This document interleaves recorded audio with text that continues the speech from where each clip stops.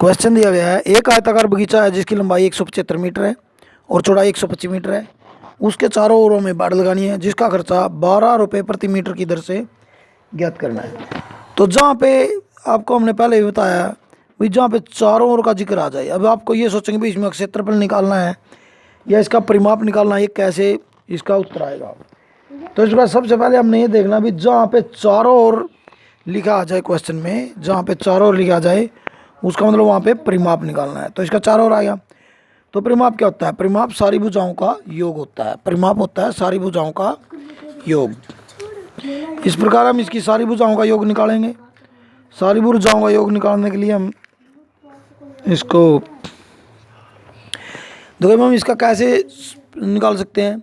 जैसे हम 175 जमा 175, 125 जमा 125, क्योंकि भुजा मतलब भुजा होती है कितनी, चार भुजा होती है इसकी। तो देखो भी ये हो गया 0 0 3 और 300, ये हो गया। तो इसका 600 मीटर परिमाप आ गया। ये तो इसका हम साधारण भाषा में परिमाप निकाल सकते हैं। परंतु ये आयत है, आयत का एक सूत्र बनाया हुआ है परिमाप का, आयत का परिमाप। ये आप कब अप्लाई कर सकते हो? जब आप किसी भी आकृति पर परिमाप का सूत्र भूल जाते हैं। जैसे आयत का अलग होता है, वृत्त का अलग होता है, वर्ग का अलग होता है, समांतर चतुर्भुज का अलग होता है। तो इस प्रकार कहीं भी आप भूल जाए तो चाहे कोई आकृति वृत्त हो या वर्ग हो या आयत हो या त्रिभुज हो, कुछ भी हो, आप वहाँ पे ये सूत्र लगा सकते हैं। उसकी सारी भुजाओं को आप जोड़ सकते हैं। तो देखो इसका परिमाप आ गया 2 गुणा लंबाई जमा चौड़ाई। लंबाई चौड़ाई है इसकी 175 जमा 125 जो 300 होगी, गुणा में 2, तो वही उत्तर आएगा 600 वर्ग मीटर। तो अब इसका खर्चा क्या दिया हुआ है? 20 रुपये 12 रुपये की दर से खर्चा दिया है। तो देखो 1 मीटर पर खर्चा, सवाल के अनुसार 1 मीटर पर खर्चा हो गया 12।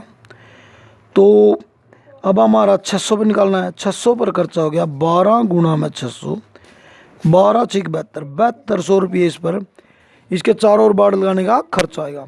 दोस्तों कोई भी सवाल आए, आप वहाँ क्षेत्रफल और आयत के परिमाप के बारे में अगर आप कहीं भी विचलित होते हैं तो आपको ये देखना, जहाँ पे चारों ओर का लिखा हो जाए, चाहे वह किसी फ़ोटो की डेकोरेशन करवानी है, फ़ोटो के चारों ओर लेमिनेशन करानी है, तो चारों ओर में उसका परिमाप निकालना पड़ेगा।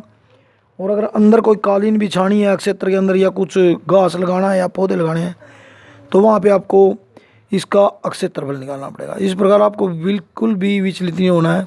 सवाल में इस चीज़ का ध्यान रखना है। धन्यवाद।